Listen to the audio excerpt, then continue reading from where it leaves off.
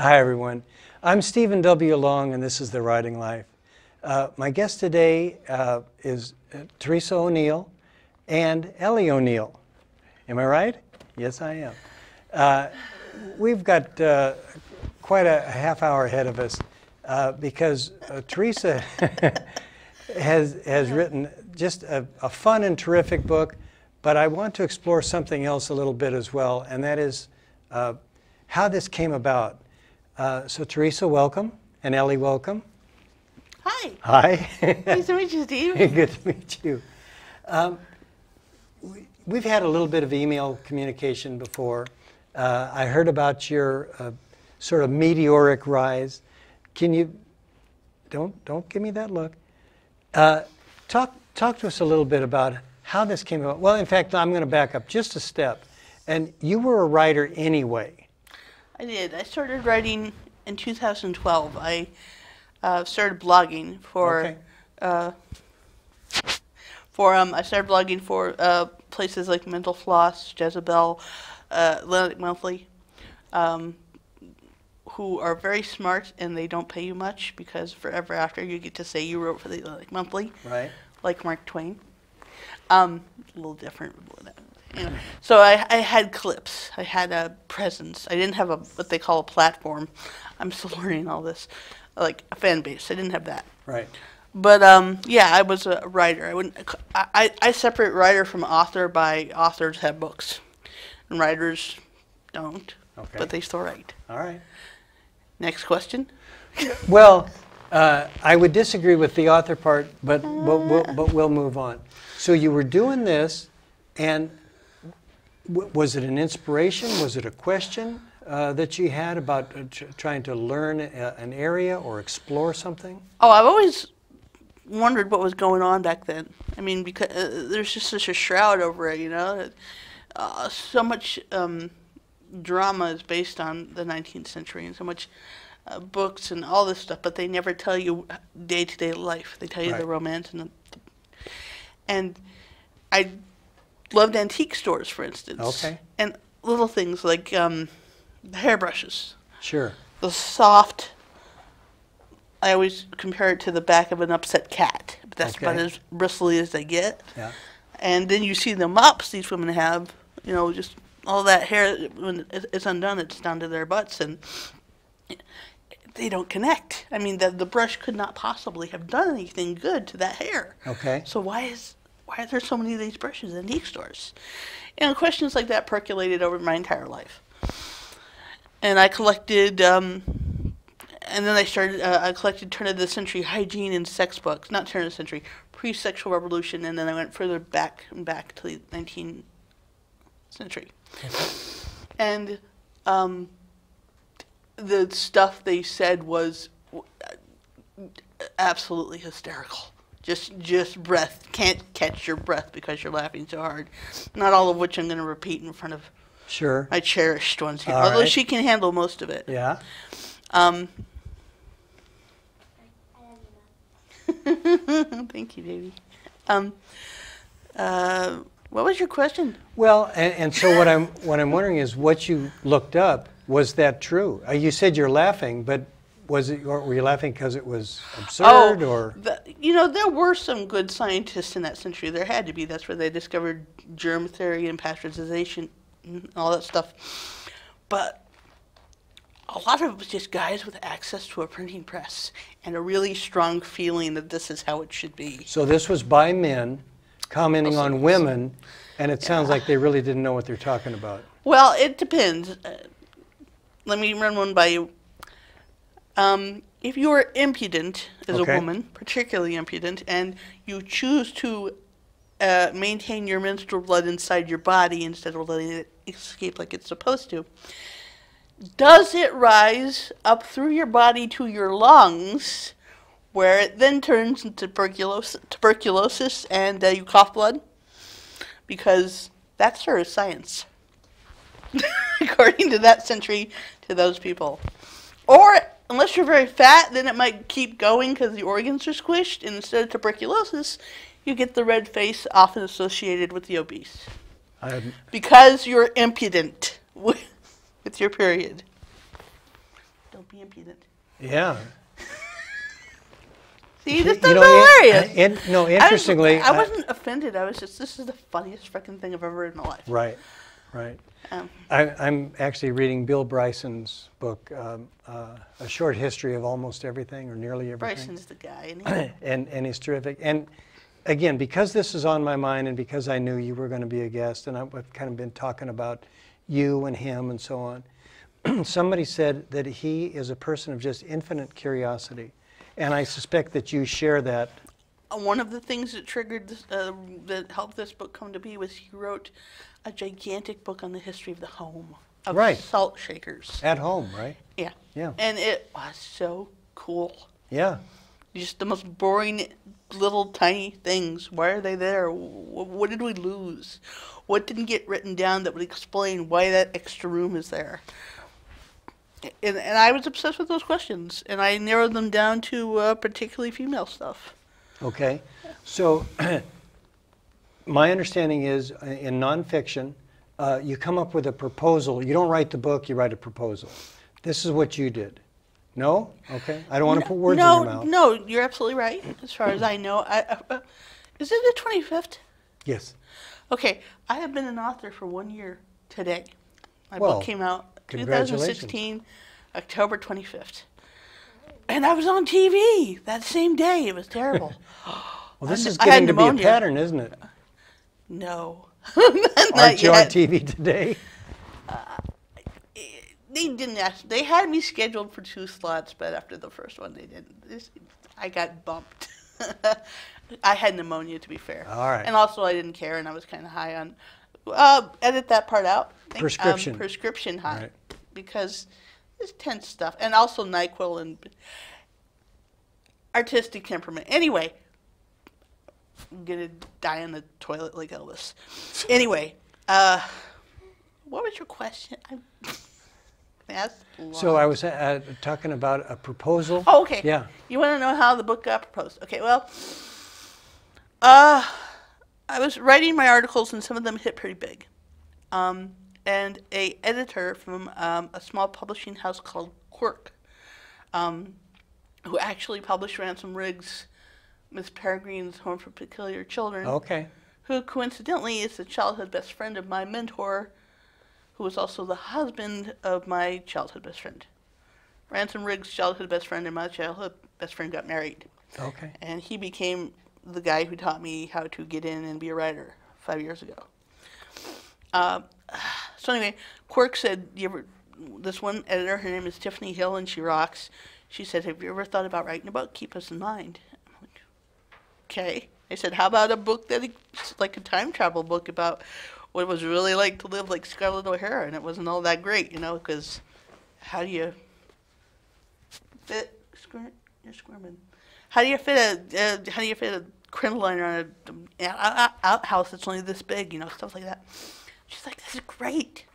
And so she went to bat for me for 4 months at Quirk. She taught me, she mostly wrote the proposal. I wrote the sample chapter. Okay.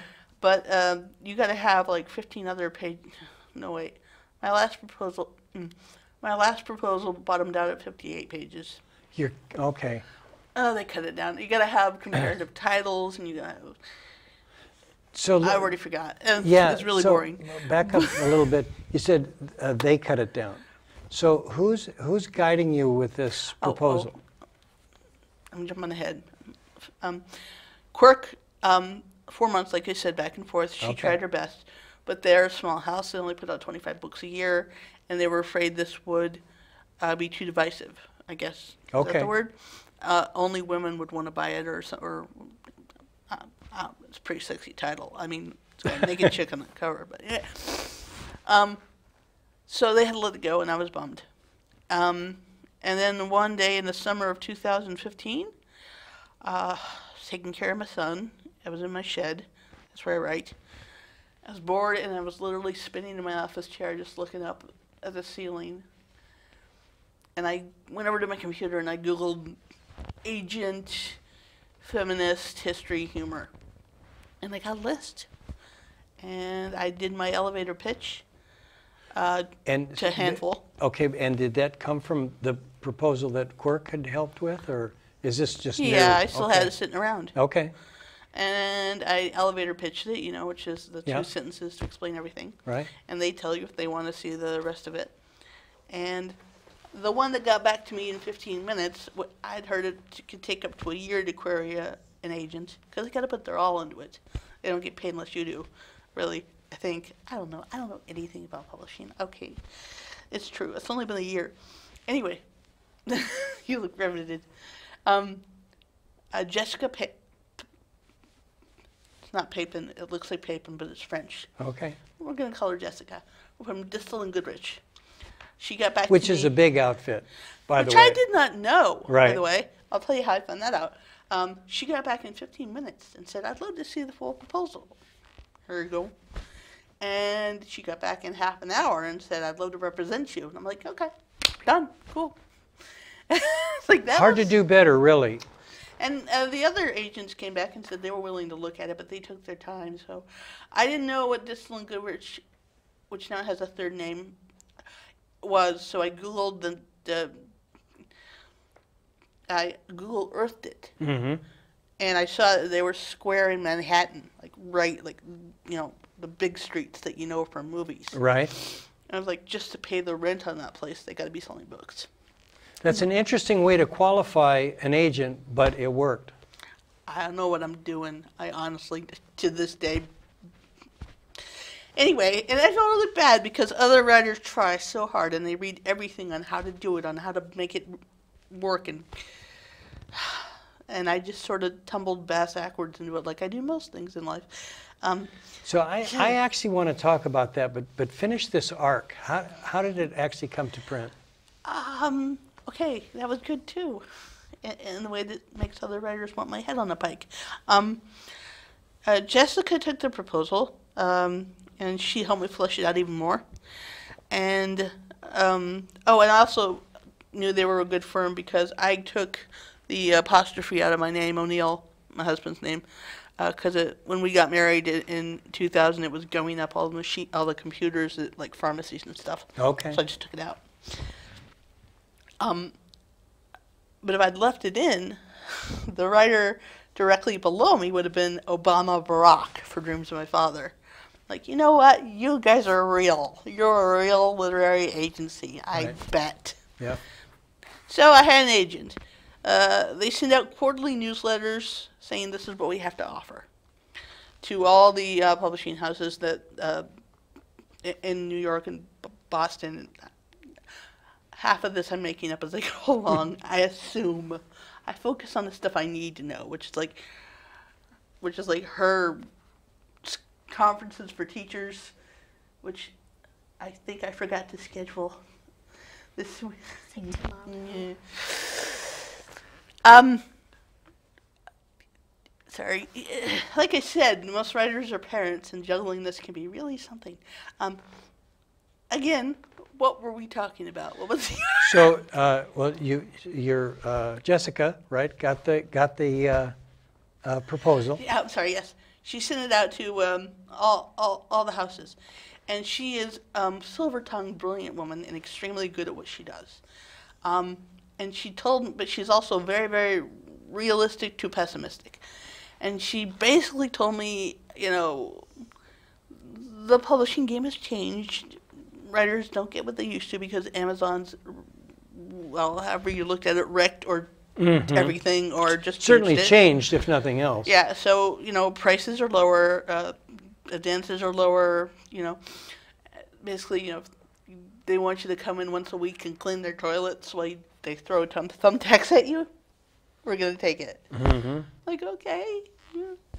So she sent out the proposal in her newsletter, and I think every one of the big six, which is any publishing house you've actually heard of, right? Like Simon Schuster and Random House, and got back, or their imprints got back, or it was. And Theresa, I didn't know this about the quarterly newsletter. So from the time that you guys got signed up together. Summer, fall. Okay. Yeah. Okay. So we spent about a month or two making it good. Okay. That just drove me. I was like, oh. Yeah, you can imagine how it feels. Like they all wrote in and said, "Please send us the full proposal." But then Friday afternoon, I'm antsy. I can't stand this waiting around. Everything's happening so fast and wonderful. I was strapping my 3-year-old son into his car seat, and I was going to go estate sailing because that calms me down. And I never bring my phone because phones are annoying. And I did that day, and it buzzed, and it was my agent saying, Little Brown Hachette, their imprint, has offered a blank ridiculous amount of money. A ridiculous amount of money, in case you want to re-edit that because I slurred it. If we sign right now, I think we should take it. And what in the world did you think? Dropped the phone. Oh, God, yes. I dropped the phone. I drove drunkenly almost, luckily not very far, to my husband's work at the library, and I stumbled up to him and I said, "Phone, read this." He's like, "Wow, that's impressive." My husband's not a very emotive person, but he was impressed. And meanwhile, my 3-year-old's wandering off into traffic, and I'm like, Emma Donahue writes for them. I love Emma Donahue. And David Sedaris, who is, oh yeah, I went to see him in 1999 when I was dating my husband. I was like, I want that to be my life. But it's never going to happen because that's a dream. And by that you mean the writing part? Not speaking. Oh, really? Okay. I belong to the Hatchet Speakers Bureau. Okay. Because I think I have potential. Not because I'm famous enough yet, because I'm, so is Willie Nelson and Tina Fey. They're in there too. I don't know why they let me in, but they did. So I should probably take some elocution lessons or something. I should do a lot of things. So it was a preemptive bid, meaning they bid so high, so fast, and on a Friday afternoon, Eastern time, so nobody else has a chance to talk it over. And it worked. I'm like, she said, I don't think we're going to do better than this. And I'm like, how amazing. And then I started working with the most brilliant editor. Her name's Jean Garnett. She works for Hachette, which is, and I'm going to get this backwards. I can't remember who owns who. Little Brown is the one we're familiar with because they go all the way back to 1838. They published Little Women. And Hachette is their imprint or vice versa. Hachette might have bought them. Anyway. Okay. And I called it Hatchet for like 6 months. Anyway.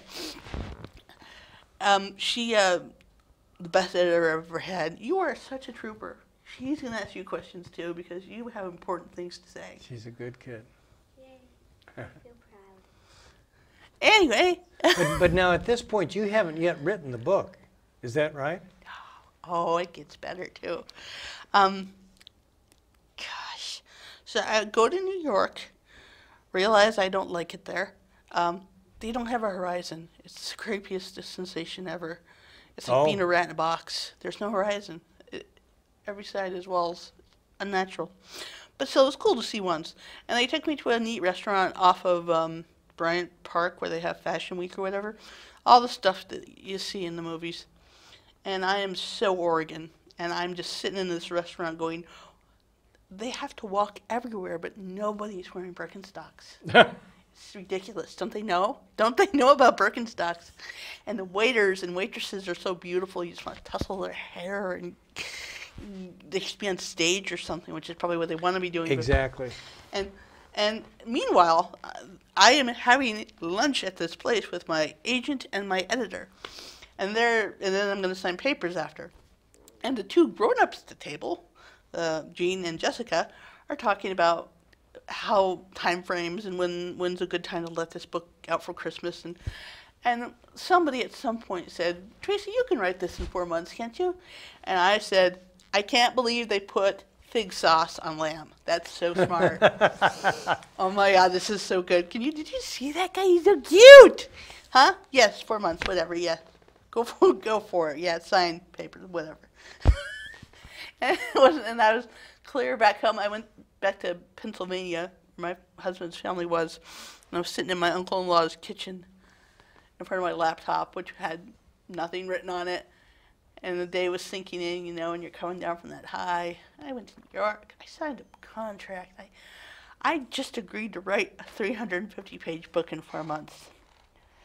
Okay, let's get started. And I did it. The deadline was on my birthday, March 1st, which is, again, my new deadline because they did it again when I wasn't looking. I should really pay more attention to So, this is fun. This book is unmentionable. Yes. The second book is ungovernable. Right. Okay. Yeah, yeah. The companion / sequel, and it's about the Victorian way of raising children. Well, within reason, because almost everything about the 1800s and children are terrible, just terrible. All the mothering books I started reading, 2/3 were devoted to how to keep the child alive past the age of 5. And then, you know, I read mortality rates for like, at the worst part of it, it was 50%. You had a 50% chance of living to age 16. Like, I can't make this funny. This isn't funny. Time and tragedy equals humor. That's true. That's this. Mm-hmm. You know, making fun of how badly they regarded women, we can make fun of that now because we've come so far. But it never the formula doesn't work with kids. It doesn't make it funny. That's really interesting. So my solution, which again my editor helped me find, was to only look at the really high-end rich kids, what they did, how their lives worked. So mortality was linked to poverty, maybe? Was it hygiene? Well, was it nutrition? Everything we get a vaccination for one thing. Okay. That was the biggest one. Okay. And also, there was no rubbing alcohol. You got a splinter, you got your septic blood poisoning, you know. It was just a big death patch the whole century. I would put it up there worse than, Black Plague years and baby sacrificing cultures or building pyramids. Everything was so crowded, dirty, changing so fast. It was just horrible for children. They suffered the worst of it. The marriage laws were age of consent was 10 for a girl. Oh no. Except for when it was, I think, briefly 7. And then they raised it to 12. And actually, I'm going to go into why they did that. They had logic. Plus, she died early, so they wanted to hurry up and get kids in the world, half of which were going to die. Point is, I have to do all this without making it depressing. Yeah, exactly. And my special skill is somehow I've got to make this funny, and I can. Actually, I'm laughing myself. Not now, not at the dead children. Oh, God, can you edit this? She's giggling like crazy behind the camera.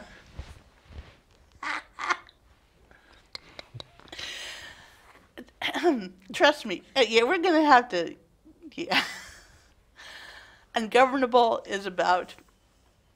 I use a narrative voice, and I talk in second person, which drives some people Oh, that's mad. tough. Yeah. Oh, no. You. You're saying you. Yeah. Directly to my reader, and I call them dear, and I am their maternal tour guide. Okay. I asked my... well, they let me read it at first, and then they realized how I actually sound, and they fired me. It was funny. I went up to Portland and read 10 hours worth of this book for an audiobook. Oh, this one. Yeah. Okay. And I was like, I'm doing great. I mean, I wasn't. And my agent, she, like I said, silver-tongued, always says the right thing, and she calls me. It took them a while because I had to go from New York I had to go from Portland to San Francisco or California somewhere where the separate audio people are, back to New York and then back. And so it took them a full day to hear me.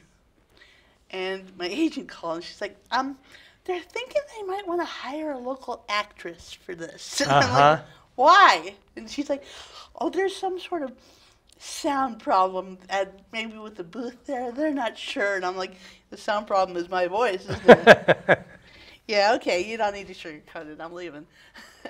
But the actors I got, I said, they gave me 5 to pick from. I said, can you do like a brothel madam crossed with the Dowager Countess? And she's like, yes, I can. Like, You're the one. Yeah. And her name, Betsy Folds Neiman. She does a fantastic job. Yeah. So I do a second person kind of condescending tone because I'm your tour guide through the 1900s. century. That's so 18, 19. Yeah, we're with you. Thank you, Steve. Yeah. Have I said I liked your typewriter? What do the red ones do? You know, I haven't used that since I was a boy. That's not an answer. Try harder. I'm trying to be a politician. We're going to run out of time here. Oh gosh, 4 minutes? Yep. Talk to Ellie. Hi, Ellie. Hello. So what's the best thing about having a famous author mom? That's a hard question to answer. That's why. You know what you think about that, and I'm going to ask you another one. So, and I got this from Art Linkletter, where you don't know who that is. Is it going to be another Nazi joke? 'Cause And it I is don't know not. if that's appropriate. And And I got a wide circle of appropriate. he would ask a young guest, what did you and your parents discuss that you shouldn't say on camera? Have you been warned not to say anything? Because it's just us. We can talk about that. Okay. He's asking you, did I tell you, whatever you do, don't say blank? Did I? I can't remember. I coached you on the way up. I don't think you did. I think I should say whatever you want. 'Cause I you're think that charming. that's the relationship that you yourself. have. Yeah, That's what I guess. She's sophisticated for a 10-year-old. And the trick is not to adult her too fast, 'cause she's still 10. And she deserves to be 10. And even though her mother's You're a got good mom. a shed full of chamber pots, douchebags, and braziers, she can have that and still be 10. That's how we do things. That's balance. Now, say something interesting about being a writer's child. Tell them how you don't like to read. That's always fun. Well, that's a Why tough would one. you Tell them bring what that your up? dad does for a living. Tell them where your dad works. Well, my dad works at a library, forgot what it's called, and he switched jobs. He switched jobs a lot of Point times. is, he works at the library. Yeah. Yeah. Because he loves books. And what does your mother do for a living? Why are you building this up? She writes books. Okay. So is this a rebellion kind of a thing? No, this is a BuzzFeed kind of thing. Oh. This is I realize there's just nothing I can get her that doesn't come faster and better via YouTube. Yeah. Well, the time may come. How come you don't like reading? Like, you loved Anne with an E, right? We loved that. That was Yeah. awesome. What was the difference between Anne with an E, which was a Netflix reboot of Anne of Green Gables? Okay. And it was good. Why was that cool, but then when you sat down and tried to read Anne of Green Gables, it was not?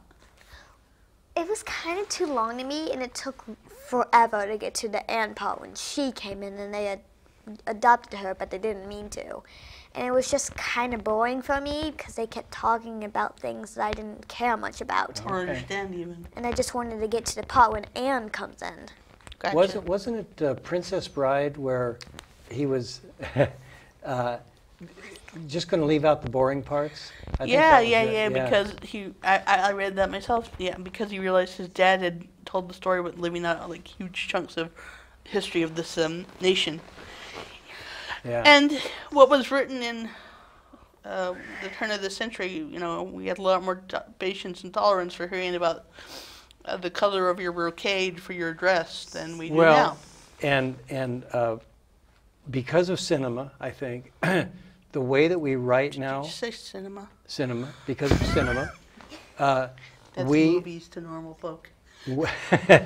we write and anticipate Absolutely. scenes as opposed to narration. So in 1865, people would sit around and read to each other. You see, he's got a point. There were no movies when that book was written, so Right. nobody knew to write it fast and interesting. So And that was their we entertainment. automatically write that way now, but you still don't like those books either. So I like some a books. book. And book. Ah. Actually, And first with of all, an E. wait, I'm going to Comics brag for a count? sec. What's your reading level? Me? It has to do at school. What's your reading level? I think it's 8. She's got like the reading level of an 8th grader.